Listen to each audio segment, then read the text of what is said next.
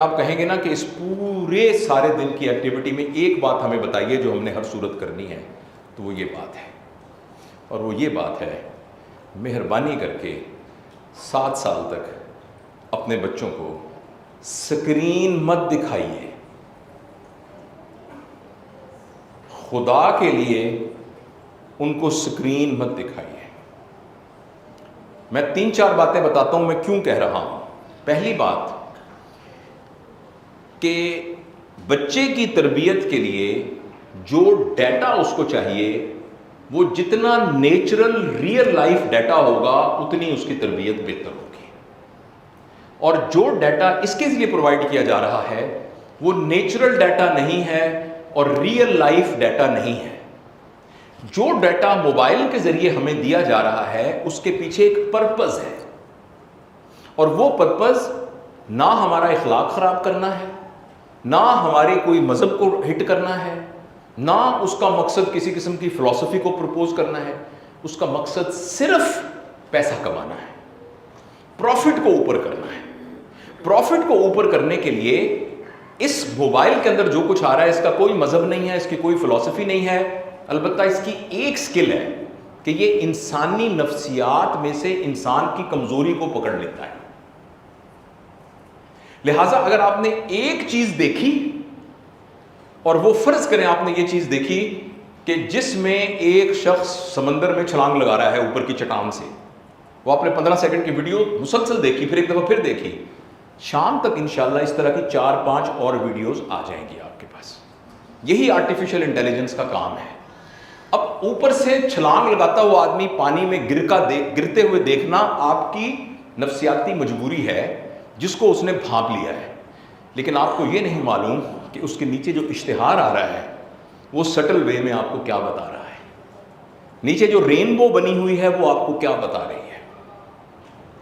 اچھا، اور وہ آہستہ آہستہ ہمارے مزاج کے اندر وہ چیزیں ڈیولپ ہو رہی ہیں جن کے ذریعے سے ہم کسی خاص پروڈکٹ کی طرف انکلائن ہونا شروع ہو گئے ہیں، اور ان پروڈکٹس والوں نے اخلاقیات کی بنیاد پر وہ پروڈکٹس نہیں بیچنی، انہوں نے وہ پروڈکٹ پروفٹ کی بنیاد پر بیچنی ہے۔ اور جتنی بھی چیزیں پروفٹ کی بنیاد پر بیچی جاتی ہیں ان کا جو محرک ہوتا ہے، موٹیو ہوتا ہے، وہ لذت ہوتی ہے۔ ہر وہ چیز جو لذت کریٹ کرتی ہے نا، وہ چیز لسٹ کریٹ کرتی ہے، چاہے وہ گولی کے ساتھ 200 بندوں کو مارنا ہو جیسے ویڈیو گیمز میں ہوتا ہے، چاہے وہ اوپر سے نیچے چھلانگ لگانا ہو، چاہے وہ میک اپ کی کوئی کریم ہو، چاہے وہ بھونڈا سا شکل ہو کوئی کسی قسم کی، کوئی بھی چیز جو لذت کریٹ کرتی ہے وہ چیز بکتی ہے۔ اور پلیز آپ یاد رکھیے، جب آپ امیچور بچے کو، 2 مہینے کے بچے کو کوکو میلن کا کارٹون لگا کے دیکھتے ہیں، آپ کو یہ بات معلوم بھی نہ ہو شاید کہ کوکو میلن کی تقریباً ہر دوسری سٹوری میں ایک بچہ ہوتا ہے جس کے 2 باپ ہوتے ہیں، جس کے 2 باپ ہوتے ہیں، اور 10 فلموں کے بعد اس کو لگتا ہے کہ کسی شخص کے 2 باپ بھی ہو سکتے ہیں، جس کا مطلب ہے کہ کوئی ایسی بھی فیملی ہو سکتی ہے جس میں ابا نے ابا ہی سے شادی کی ہوئی ہو۔ میں اس کی فردر تفصیل میں نہیں جاتا۔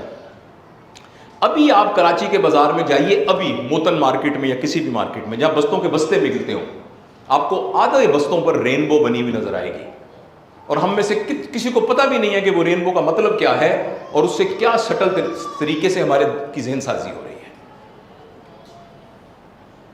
اور ہمیں معلوم ہی نہیں ہے کس طرح۔ آپ کو پتہ ہے کہ کوکو میلن کو پورے یورپ میں بین کر دیا گیا ہے، اور وہاں کی جو مسلم آرگنائزیشنز ہیں لنڈن کی، اور انہوں نے اسٹرکٹلی کہا ہے کہ، اور ایون کرسچینز نے بھی، ایون جیوز نے بھی، وہ بھی جو فیتھ کے فالوور نے کہا یہ منع کریں اس کارٹون کو۔ آپ کو پتہ ہی نہیں کہ آپ کے بچوں کا کیا مزاج بن رہا ہے۔ اچھا، یہ تو ہے کہ اگر اس نے کوکو میلن دیکھا، اگر 3 سال کے لڑکے نے، معاف کیجیے گا ہم سب ایڈلٹ بیٹھے ہیں، ایک برہنہ لڑکی کو ناچتے ہوئے دیکھ لیا، جو کہ کوئی مشکل نہیں ہے اس موبائل میں سے تلاش کرنا، اور پھر صبح سے لے کر شام تک 10 دفعہ اس نے یہ دیکھا، اس کا کیا پیٹرن دماغ کا، یقین کریں اس کو وہ گناہ کے طور پہ نہیں دیکھے گا، اس کو یہ گناہ نہیں لگے گا، اس کو یہ غلط نہیں لگے گا، اس کو یہ خدا کا حکم توڑنا نہیں لگے گا، اس کا اخلاق خراب نہیں ہوگا، اس کا مزاج خراب ہوگا۔ ایک فحش چیز میں دیکھوں گا تو میرا اخلاق خراب ہوگا، ایک بچہ دیکھے گا تو اس کا اخلاق خراب نہیں ہوگا، کیونکہ اس کے اندر ابھی اخلاق کا پیمانہ ہی نہیں بنا، اس کا مزاج خراب ہو جائے گا۔ اس کے لیے بد اخلاقی اخلاق بن جائے گا. دوسری یہ بڑی غلطی ہے اس موبائل کی وجہ، اور آپ کو نہیں معلوم کہ آپ کا بچہ رضائی کے نیچے سے کیا دیکھ رہا ہے. اور بہت اچھا بچہ ہے، 5 وقت کا نمازی ہے، داڑھی والا ہے، اس کو خود بھی نہیں پتا کہ وہ کیا دیکھ رہا ہے اور اس کی کیسی تربیت ہو رہی ہے. اور تیسری جو وجہ سے میں آپ کو منع کر رہا ہوں وہ یہ ہے، وہ میڈیکل وجہ ہے. اور میں لمبی تفصیل میں نہیں جاتا، صرف اتنا، آپ میں سے ڈاکٹرز کتنے ہیں پلیز؟ مجھے پتہ لگا بہت سے بچوں کے پیرنٹس ڈاکٹرز ہیں. کہ آپ کو پتہ ہے کہ ڈوپامین پروڈیوس ہوتا ہے جب بھی ہم لذت کی فیز میں جاتے ہیں. اور کوئی بھی لذت کا کام بعض اوقات ایسا، مثلا میں نے ان کی خدمت کی، یہ ایک مصیبت میں تھے میرے بھائی، میں نے ان کی خدمت کی تو اس سے بھی ڈوپامین پروڈیوس ہوگا ایک مائنیوٹ کوانٹٹی میں، اور مجھے میرے ایمان کے بقدر ایک لذت محسوس ہوگی. لیکن ڈوپامین کا جو میجر سرج ہے وہ اس وقت ہوتا ہے جب فزیکل سینسرز جو ہیں وہ بہت سٹیمولیٹ ہوتے ہیں. مثلا کوئی شخص پریشانی میں تھا اور کسی دوست نے اس کو چرس کی سگریٹ لا کے دے دی، اس نے وہ کش لیا تو اس سے ایک دم اس کے مسل ریلیکس ہوئے اور اس کو دنیا جو ہے وہ ایک جنت کا نمونہ نظر آنے لگی اور دکھ یہاں سے اڑ کے چلے گئے. تو جو ڈوپامین پروڈیوس ہوگا، میں پوری ذمہ داری سے عرض کرتا ہوں کہ اگر آپ کا بچہ آدھا گھنٹہ وہ پب جی کھیل رہا ہے، ہو سکتا ہے اس سے زیادہ ڈوپامین پروڈیوس ہو. اور ڈوپامین کے جو ریسیپٹرز ہیں ان کی ایک خاصیت ہے جس کو ہم نیورولوجیکل ایبلٹی آف انفلیشن کہتے ہیں. یہ ریسیپٹر ہے نا، تو اس پر یہ ڈوپامین لگی، کچھ عرصے بعد یہ ریسیپٹر بڑا ہو جائے گا اور جو ڈوپامین اس پہ لگے گی وہ چھوٹی ہوگی. اب ڈوپامین کی زیادہ مقدار چاہیے اور زیادہ. اور سائنٹیفک ٹرمینالوجی میں ڈیجٹ اوپر نیچے ہو جائیں تو میں اس کے لیے معذرت خواہ ہوں. آج سے 20 سال پہلے ایوریج ایڈلٹ پاپولیشن کو سکون اور لذت حاصل کرنے کے لیے 1 نینو گرام ڈوپامین چاہیے ہوتی تھی، اور اب ایک ایوریج پاپولیشن کو 400 سے زیادہ نینو گرام کی لذت حاصل کرنے کے لیے ضرورت ہے. اسی لیے ہم سب کوئی بھی چیز سلو نہیں دیکھ سکتے. بلیک اینڈ وائٹ ڈرامہ لگ جائے نا، پرانا ڈرامہ 82 ڈرامہ، جو میری عمر کے لوگ ہیں انہوں نے دیکھا ہوگا اشفاق احمد کے ڈرامے، پرانے ڈرامے، کرن کہانی اور زیر زبر پیش. اور کبھی دیکھا اس ڈرامے کا موشن کتنا سلو ہوتا تھا اور لوگ 3 گھنٹے کا ڈرامہ ایسے دیکھتے تھے. اب لوگ کہتے ہیں 15 سیکنڈ کی ریل ہونی چاہیے،